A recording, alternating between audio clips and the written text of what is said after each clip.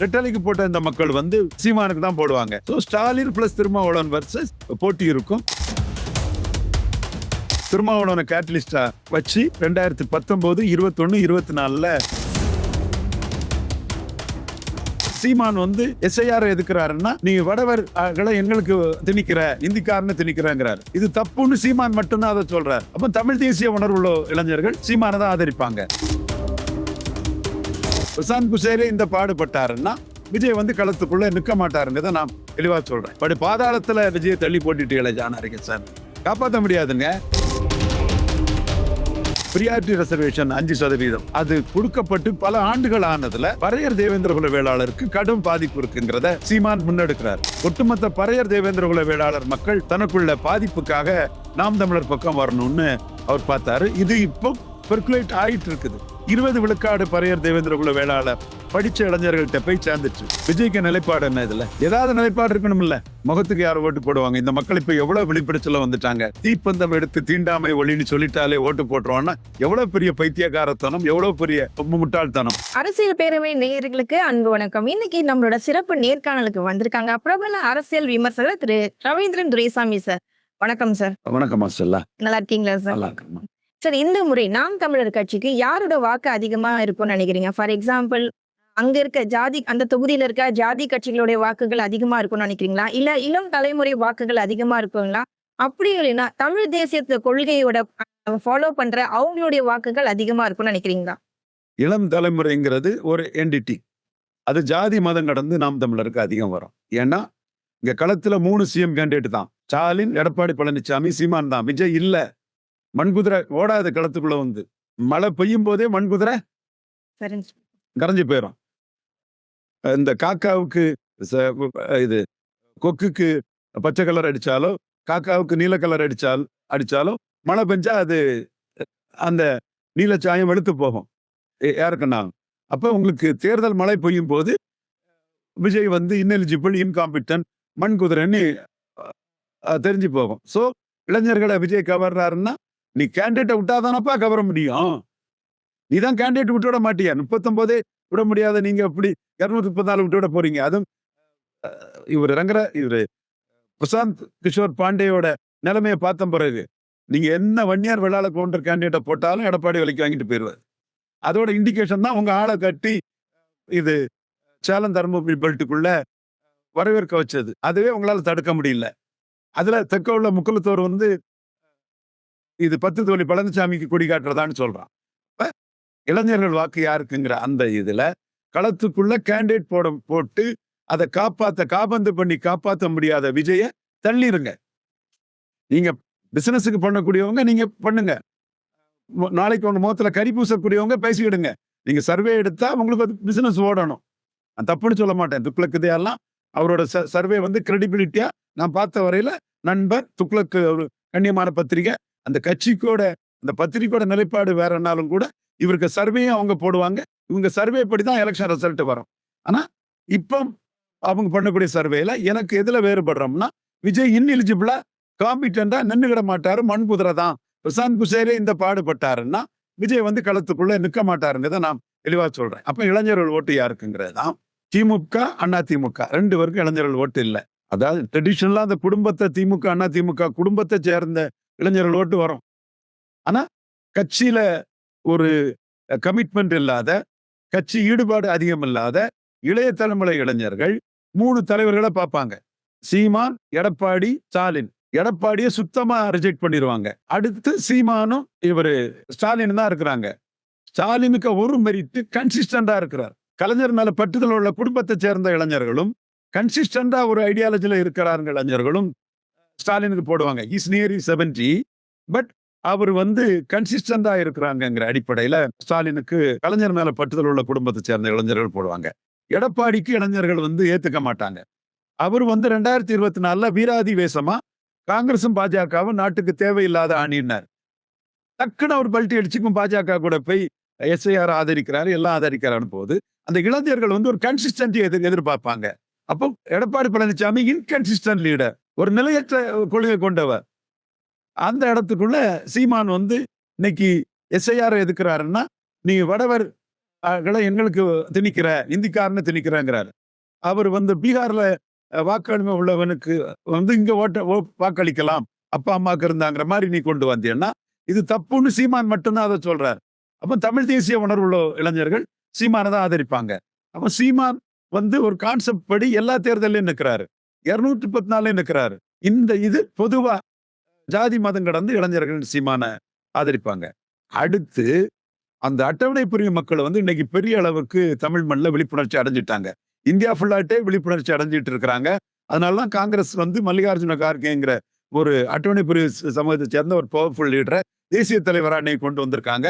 அவர் வந்து கான்ஸ்டியூஷனை காலி பண்ணிடுவாங்கன்னா சொல்லி காங்கிரஸுக்கு ஓட்டை இன்க்ரீஸ் பண்ணாப்புல.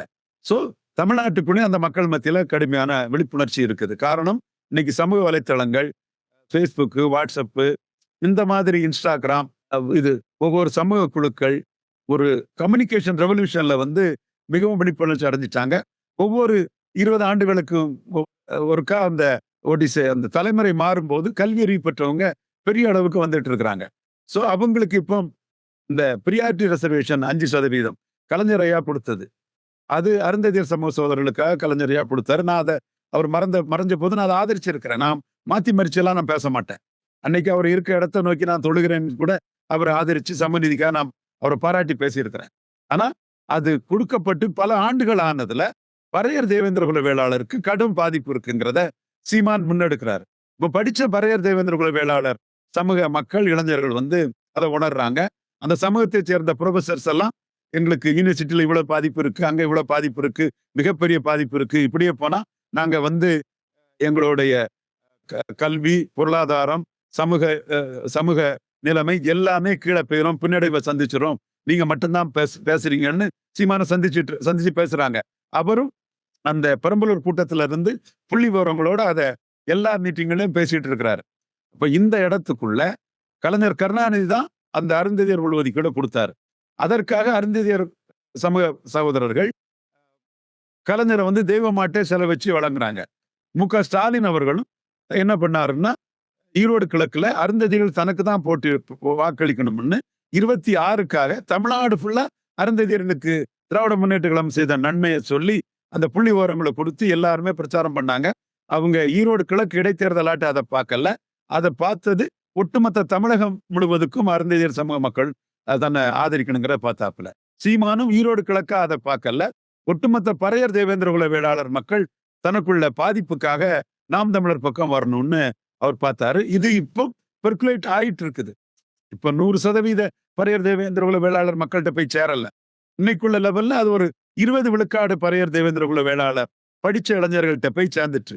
இதுவே தேர்தல் வரும்போது நாம் தமிழர் வேட்பாளர்கள் வந்து இந்த இஷ்யூவை மையமா வச்சுதான் அந்த மக்களோட ஒவ்வொரு வீடுகளுக்கும் சென்று அதை கன்வின்ஸ் பண்ணுவாங்க. கார்த்திகா, இடும்பாவனன், பாத்திமா பர்கானா, அனீஸ் பாத்திமா போன்ற அந்த வேட்பாளர்கள் வந்து, இசை மதிவாணன் போன்ற வேட்பாளர்கள் வந்து ஒவ்வொரு வீடுகளுக்கும் சென்று அதை கன்வின்ஸ் பண்ணுவாங்க. கன்வின்ஸ் பண்ணும்போது அந்த மக்களுக்கு நமக்காக தான் சீமான் நிற்கிறாரு, ஒரு கான்செப்ட்ல நிற்கிறாரு, நமக்காக நம்ம பாதிப்புக்காக சீமான் நிற்கும் போது இது வந்து புறமொழியாளர்களா வாக்கு பாதிச்சாலும் அருந்ததியர் மக்கள் வாக்கு பாதிச்சாலும் இவர்கிட்ட நியாயம் இருக்குன்னு போடக்கூடியவும் போட்டே தவிர மற்றவங்க ஓட்டு பாதிச்சாலும் பரவாயில்லன்னு நமக்காக நிற்கிறாருன்னு சொல்லும் போது பறையர் தேவேந்திர குல வேளாளர்கள் இளைஞர்கள் சீமான்ட்டு இருக்கக்கூடிய தமிழர் எழுச்சி, ஆதி தமிழர் வெல்லாது நீதி தமிழர் வெல்ல முடியாதுங்கிற அந்த தமிழர் எழுச்சிக்காக நம்ம சீமான் உறுதியான ஒரு கான்செப்டோட நிற்கிறாருன்னு சீமானுக்கு தான் அந்த வாக்களிப்பாங்க. இதுல விஜய் கம்பேரிசன் தேவையில்லை. கேண்டிடேட் விட்டாதானே உன்னை கம்பேர் பண்ணணும். நீதான் இந்த இஷ்யூக்கே பதில் சொல்ல முடியாதவன் எப்படி கேண்டிடேட் போட்டுக்குவேன்? இந்த இடத்துக்குள்ள ஸ்டாலின் அருந்ததியர் பக்கம்ட்டார். எடப்பாடி பழனிசாமியும் அருந்ததியர் பக்கம்னு ஏன் சொல்றாருன்னா, அவருக்கு கொங்கு வேளாளர் கம்யூனிட்டி வந்து தம்பி பொங்கலூர் மணிகண்டன் கூட ஒரு நிகழ்ச்சியில வந்தாரு. என்ன குற்றம் சாட்டினாரு. அந்த குற்றம் சாட்டு நியாயம் இல்லை. என் தம்பி தான் பொங்கலூர் மணிகண்டன், அவனை நான் நட்பாதான் அந்த விவாதத்துல இருந்தான். எடப்பாடி பழனிசாமி அந்த ஜாதிய ரீதியான ஒரு கூறுல தான் ஜெயலலிதாவை எதிர்த்த அந்த இடஒதுக்கீட்டு முறையை ஆதரிக்கிறார். ஜெயலலிதா அம்மையார் கலைஞருக்கு அதிகாரம் கிடையாது, SC/ST இவர் கை வைக்க முடியாது அப்படின்னு சொல்லும் போது ஜெயலலிதா அம்மையார் கடுமையா எதிர்த்தாருன்றது வரலாறு. அப்ப எடப்பாடி பழனிசாமி இதை ஆதரிக்கிறாருன்னா அவர் என்ன நினைக்கிறாருன்னா, கொங்கு வேளாளர்கள் தனக்கு கணிசமா வாக்களிப்பாங்க, அருந்ததியரும் வாக்களிச்சாதான் சீட் கன்வெர்ட் ஆகும்னு அவர் அங்க நினைக்கிறார். ஸ்டாலினுக்கும் எடப்பாடிக்கும் உள்ள போட்டிங்கிறது அருந்ததியருக்கு மிக முக்கியத்துவம் கொடுத்தது அந்த அரசியல் இருக்குது. இதுல சீமான் வந்து பரையர் தேவேந்திர குல வேளாளர்களோட பாதிப்புகளை எல்லா இடத்திலையும் மிக கடுமையா மக்கள் மத்தியில கொண்டு சேர்த்துட்டு இருக்கிறார். விஜய்க்கு நிலைப்பாடு என்ன இதுல? ஏதாவது நிலைப்பாடு இருக்கணும்ல?